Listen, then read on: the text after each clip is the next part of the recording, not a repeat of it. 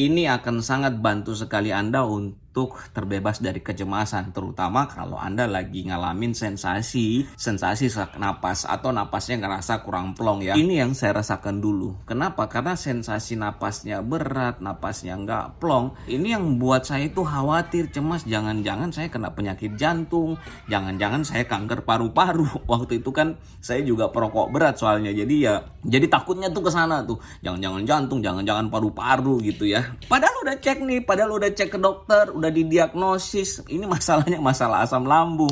Kemudian udah cek juga ke penyakit jantung, udah di EKG, di USG, sampai treadmill gitu. Dan aman gitu. Tapi kok nggak plong-plong napasnya gitu. Kok takutnya tuh sesak napas gitu ya. Jadi cemasnya tuh nggak berhenti-berhenti. Padahal tuh cemas, takut itu nih membuat asam lambung nggak berhenti-berhenti. Jadi berkutat-kutat di situ saja. Nah, sampai saya tahu. Nah, ini bantu sekali ya. Ini bantu sekali sampai saya tahu. Kenapa tuh rasanya tuh napasnya itu nggak plong gitu. Nah, karena gini, karena dua hal. Nah, pertama, kalau kita masalahnya di splinter esofagus itu kan longgar ya, sehingga gasnya itu naik sampai ke kerongkongan, ke dada, penuh ke dada sampai ke kerongkongan, sehingga menghalau arah napas yang masuk, oksigen yang masuk, rasa-rasanya nggak cukup gitu. Kenapa?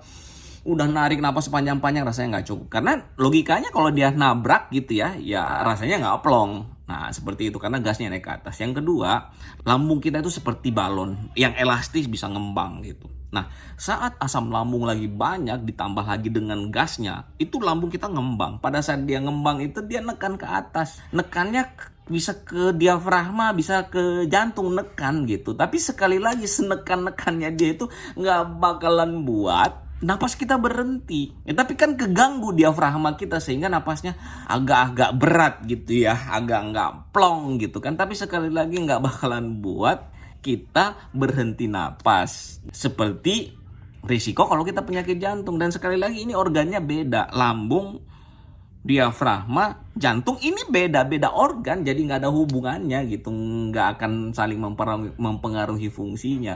Jadi nggak perlu khawatir soal, nah jangan-jangan napas berhenti karena jantung gitu kan. Nah tapi ini perlu diobatin ya, perlu diobatin lambungnya. Bagaimana cara sembuhin masalah sesak napasnya? Pertama, ya kita harus kontrol kecemasan supaya produksi asam lambung nggak terus-terusan gitu. Terus kedua diobatin. Nah saya dulu itu kebetulan cocoknya dengan traditional Chinese medicine. Nah kebetulan saya punya teman, dia punya kompeten di bidang herbal. Nah saya minum itu 2 minggu, bersyukur banget semua masalah-masalah lambung saya, terutama ya sensasi yang saya rasain banget itu sesak napas, napasnya susah, dada rasa kebakar, itu dalam 2 minggu hilang. Nah sehingga alhamdulillah saya bisa kontrol kecemasannya dan sekarang saya sudah bisa hidup normal.